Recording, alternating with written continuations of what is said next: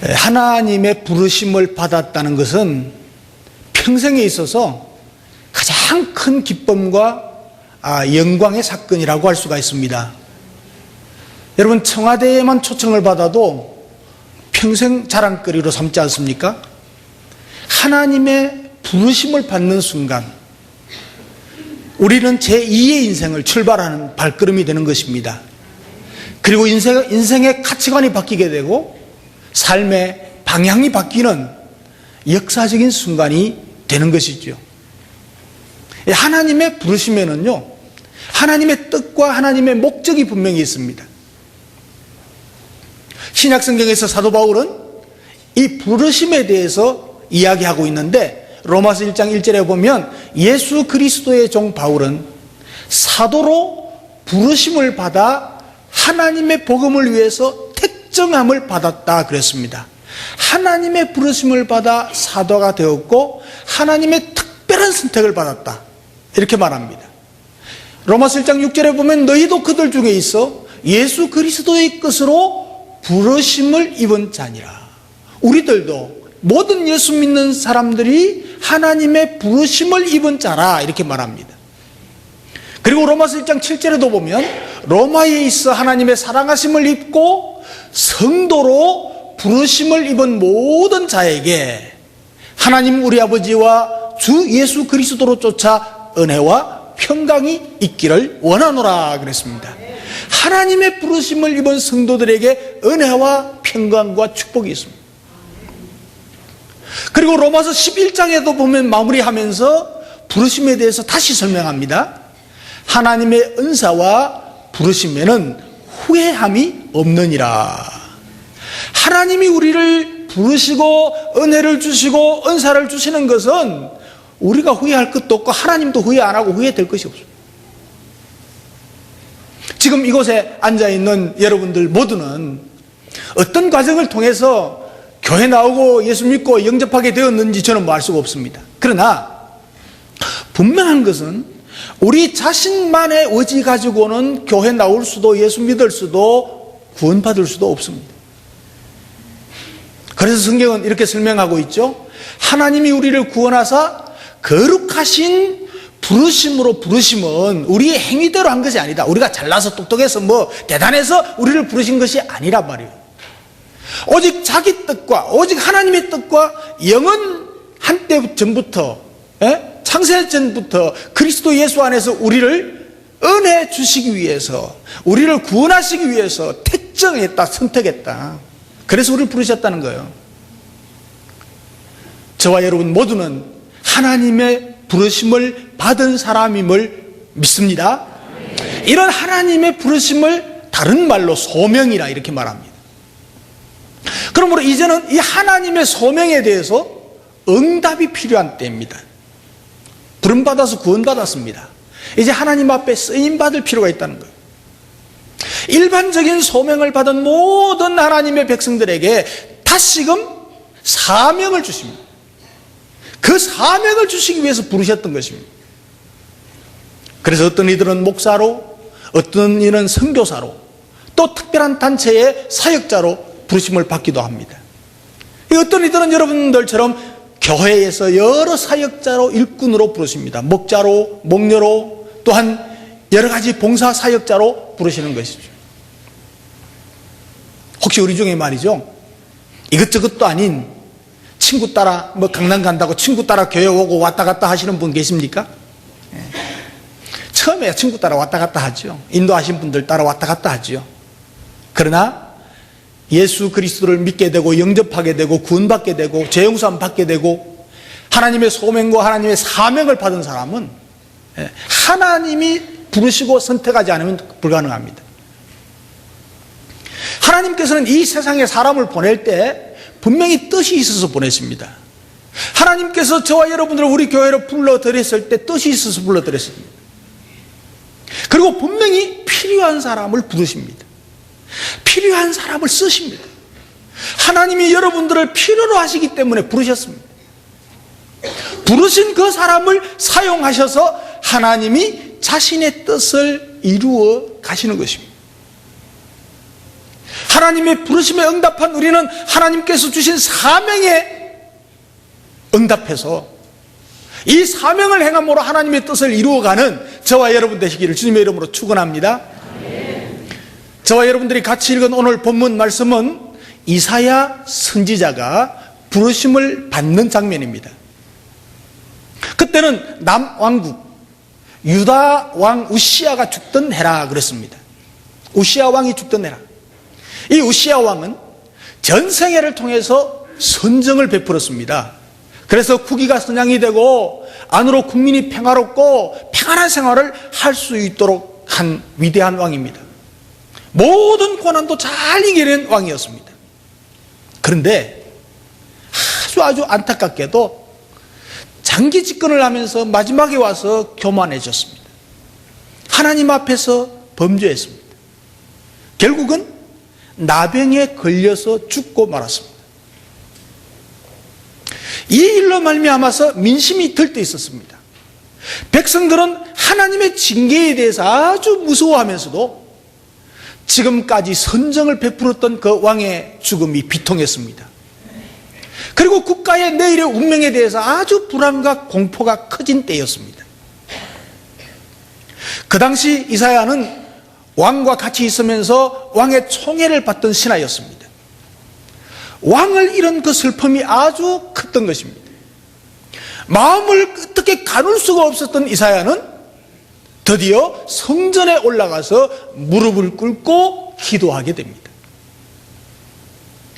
성전에 가서 기도하게 될 때에 이사야는 환상을 보게 되고 하나님은 환상을 보여주십니다. 이사야가 환상 속에서 본 것은 보좌에 앉은 왕의 모습, 주님의 모습입니다. 그 옷자락이 성전에 쫙 늘어뜨려져 있습니다. 제사장의 모습을 한 주님이었습니다. 여기 서랍들이라고 그랬는데 이 서랍들은 천사들을 의미합니다. 6 날개를 가진 천사들이 모시고 있었는데 천사 2 날개는 자기 얼굴을 가리고 2 날개는 자기 발을 가리고 그리고 2 날개로 날아다니면서 주님을 보좌하고 있습니다. 이것은 그 천사들이 지극히 낮아 그리고 겸손함을 의미하고 있는 것입니다. 그러면서 외치지요. 거룩하다 거룩하다 거룩하다.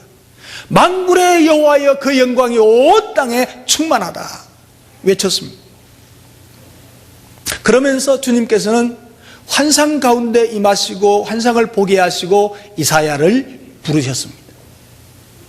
하나님께서는 이사야를 부르시고 그의 영광을 보여주셨습니다. 그리고는 한 세대의 그 시대에 아주 귀하게 쓰임을 받는 대선지자로서의 사역을 하게 했던 것을 봅니다. 하나님께서는요, 지금 이 시대에 저와 여러분들을 모두 부르셨습니다. 우리를 사랑하셔서 은혜 주시기 위해서 부르셨습니다. 구원하시기 위해서 죄 용서함 주시기 위해서 부르셨습니다. 그리고 이 시대에 필요한 사명을 맡기시기 위해서 부르신 것을 믿으시기 바랍니다. 우리를 부르시면 곧 하나님의 은총의 사건입니다. 이유 없이 뜻 없이 부른 것이 아닙니다. 하나님의 특별한 뜻이 있어서 그 뜻을 이루시기 위해서 우리 큰빛 교회로 부르신 것입니다. 어떤 큰 사명을 주실까 너무 두려워하지 마십시오. 겁낼 거 없습니다. 하나님이 부르시고 하나님이 세우시면 하나님께서 능력 주셔서 능히 감당케 해 주실 줄로 믿으시기 바랍니다. 다만 우리 모두에게는 분명한 소명의식, 하나님이 나를 부르셨다고 하는 의식이 있어야 되고 하나님이 나에게 사명을 주셨다는 의식이 필요합니다. 지금 우리의 모습은 어떻습니까? 하나님께서로부터 부름받은 진짜 참된 그리스도인이라고 자신 있게 말할 수 있습니까? 나는 하나님께로부터 부름받은 하나님의 사람이요, 하나님께로부터 사명을 받은 이 사명을 감당하는 자라고 자신할 수 있고 자부할 수 있습니까? 이런 우리를 불러서 하나님은 무엇인가 일을 하시려고 하십니다. 어떻게 해야 될까요? 이사야처럼 하나님 앞에 나와야 합니다. 하나님을 만나는 영적 경험이 절실히 필요한 것입니다. 왜냐하면 인간은요, 하나님의 영광을 보고 영적인 경험을 하기 전에는 절대로 변화될 수가 없습니다. 우리 주위를 살펴보면요, 아무런 소명의식도 사명의식도 없이 그저 그냥 세상을 살아가는 사람들이 많습니다. 교회 나오는 사람들도요, 소명의식도 없고 사명의식도 없고 그냥 평생 교회만 왔다, 주일날만, 그것도 또 주일도 빠지면서 왔다 갔다 하는 사람 많아요. 삶의 의식이나 의욕이나 목적이 불확실해집니다. 그러니까 무슨 일을 하든지 하나님의 부르심에 합당한 삶을 살기 위해서는 하나님의 보좌 앞으로 나와야 돼요. 하나님 앞에 기도해야 되고 은혜를 사모해야 되고 하나님을 만나는 역사가 있어야 돼요. 그리고 하나님의 영광을 바라봐야 돼요. 사모함과 영적으로 깨어 있어야 됩니다. 하나님의 은혜를, 하나님을 사모하는 마음이 있어야 돼요. 그리고 기도하는 삶이 필요해요.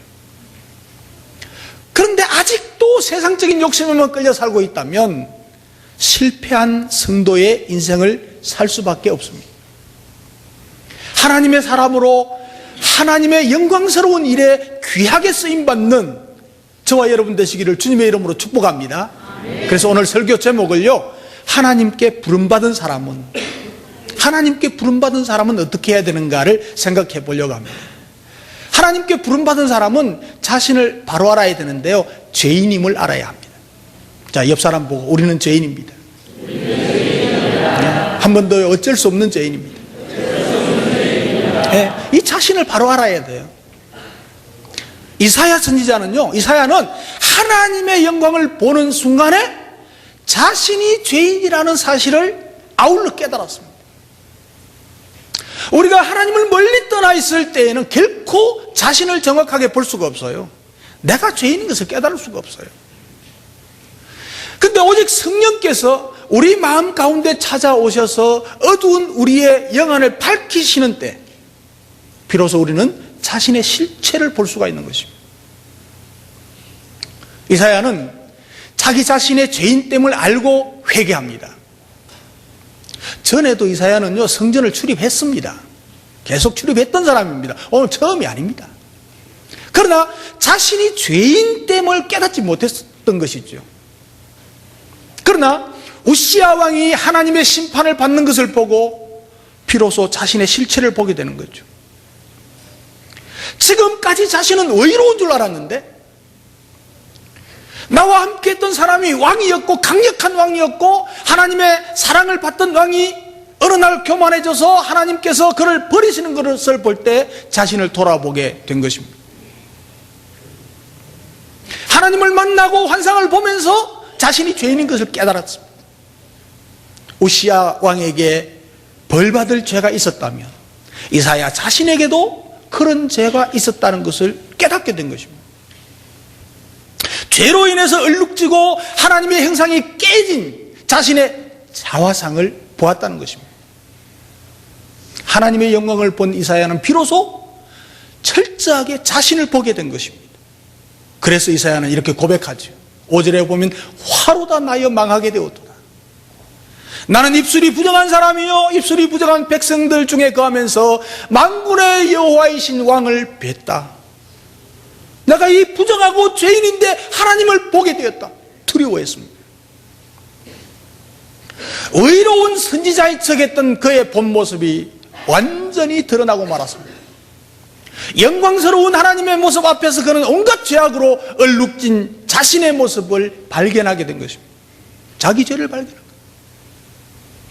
이사야가 회개하고 엎드리는 순간 하나님께서 그 입술을 숯불로 지집니다.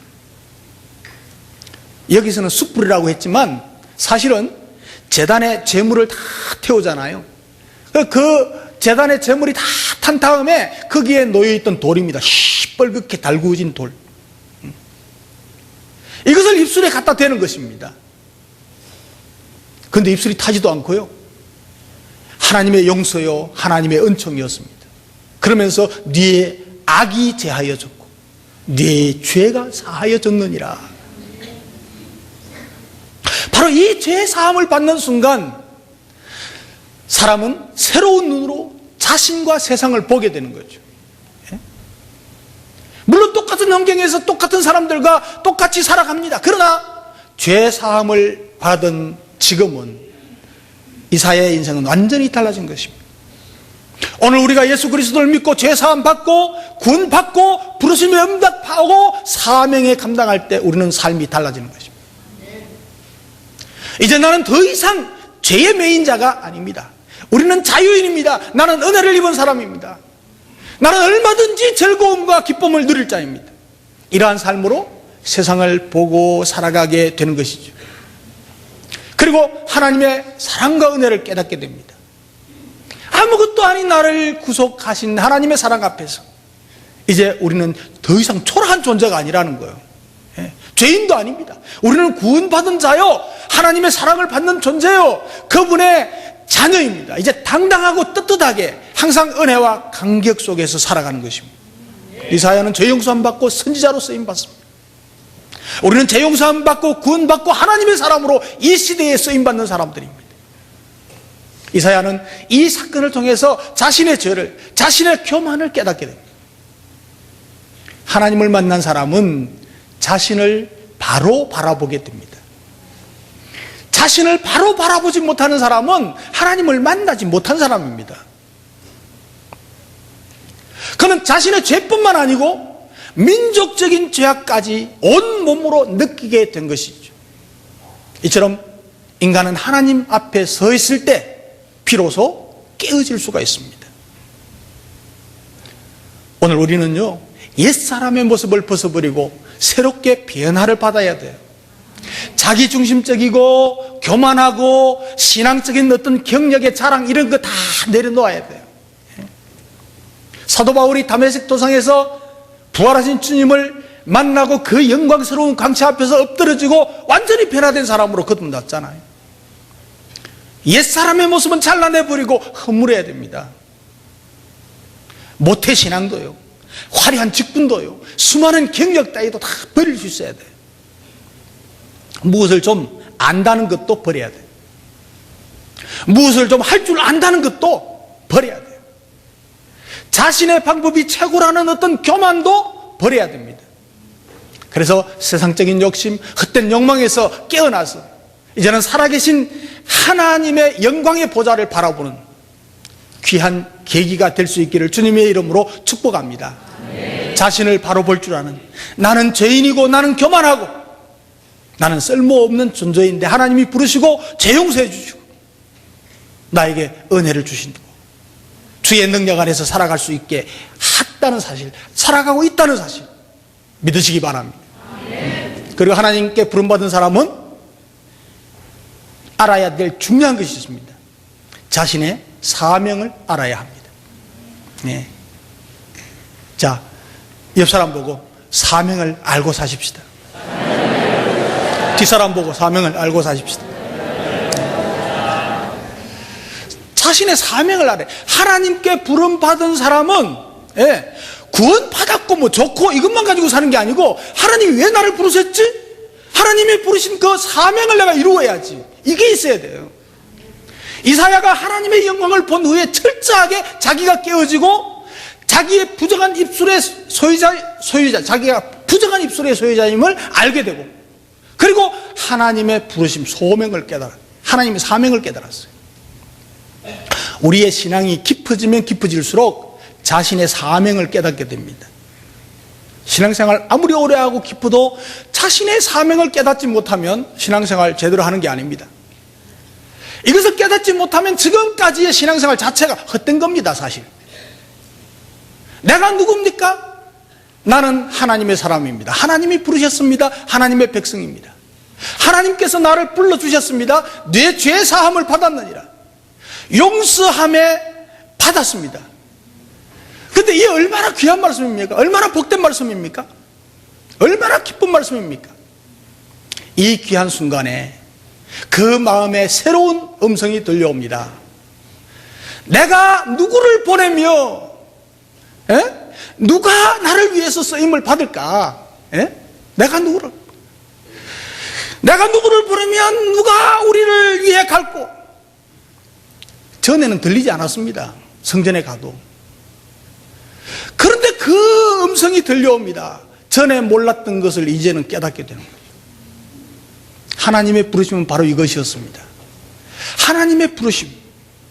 내가 누구를 보내며 누가 우리를 위해서 갈고? 하나님의 소리. 그때 이사야는 그럽니다. 주여, 내가 여기 있나이다. 나를 보내소서. 오늘 지금 이 시간 주님께서 말씀하십니다.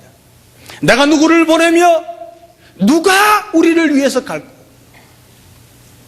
주님께서 말씀하시는데 혹 여러분들 마음속에 변명이 생기지 않는지 모르겠어요. 나는 아직 어린아이가 있습니다. 나는 아직 바쁜 몸입니다. 저는 가난합니다. 가정형편이 여의치 않습니다. 아무개는 오히려 더 잘할 것 같은데요. 그 사람 시키세요. 이런 생각들. 접어버리세요. 이런저런 이유로 핑계했던 거 이제 접어버리시고요. 주님의 부르심에 응답하는 여러분 되시기를 주님의 이름으로 축복합니다. 어떤 사람이요, 시장터에서 말을 사려고 흥정을 하고 있어요. 근데 말을 파는 상인이 말이죠, 상인에게 묻습니다. 사는 사람이 이 말 사람이 타는 겁니까? 그랬습니다. 그러니까 말을 팔려는 사람이 이 말은 등에 안장을 올려놓으면 뛰고 차고 막 난리를 쳐서 탈 수가 없습니다. 그랬습니다. 사는 사람이 또 물었습니다. 그러면 이 말은 달구지를 끄는 말입니까? 그랬습니다. 그러니까 파는 사람이 말했습니다. 이 말한테 달구지를 지우면 그냥 막 달아나버립니다. 그 말을 사려고 하는 사람이 또 묻습니다. 그렇다면 이 말을 뭐 때문에 팔려고 합니까? 그랬습니다. 말을 파는 사람이 이렇게 말했습니다. 말 모양이 좋지 않습니까? 그랬어요. 말 모양이 잘생겨서 스타일이 좋아서 팔려고 하는 겁니다.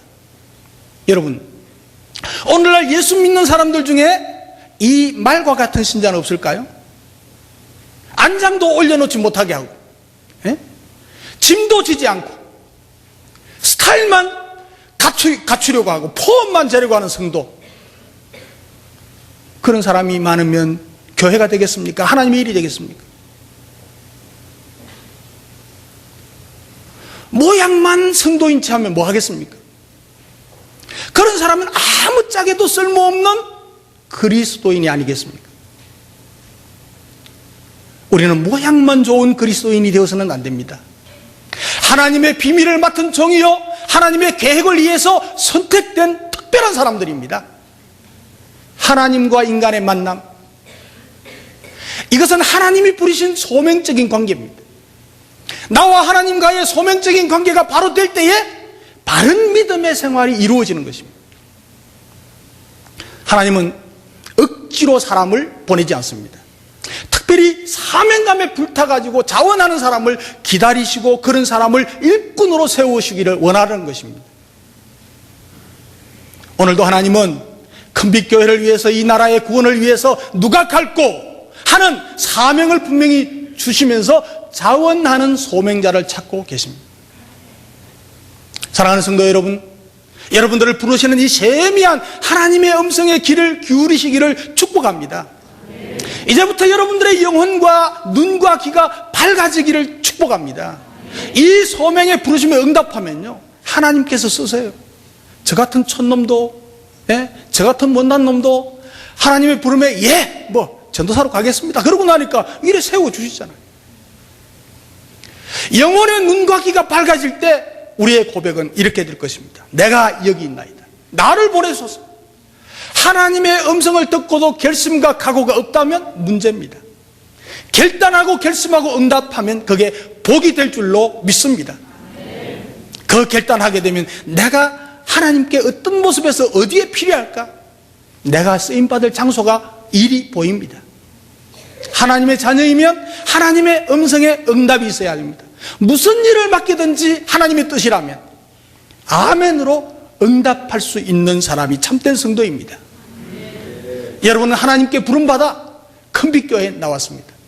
여기에서 어떤 일에, 무슨 일에 부름을 받았는가, 내가 몸으로 봉사할 것인가, 또 물질로 봉사할 것인가, 어떤 일에 쓰임받을 수 있는가를 살펴보시기 바랍니다. 지금도 추수할 일꾼이 없다고 탄식하는 주님의 음성을 들을 수가 있습니다. 내가 누구를 보내며 누가 우리를 위하여 갈고, 내가 여기 있나이다, 나를 보내소서. 여기에 대한 응답은 영광의 길이고 축복의 길이고 하나님 나라의 상급의 길입니다. 그러므로 하나님의 부르심에 신앙의 결단과 헌신이 절대로 필요한 것입니다. 이제는 나의 응답만이 남아 있습니다. 하나님의 부르심에 응답함으로 크게 쓰임받는 여러분 되시기를 주님의 이름으로 축복합니다. 기도하겠습니다.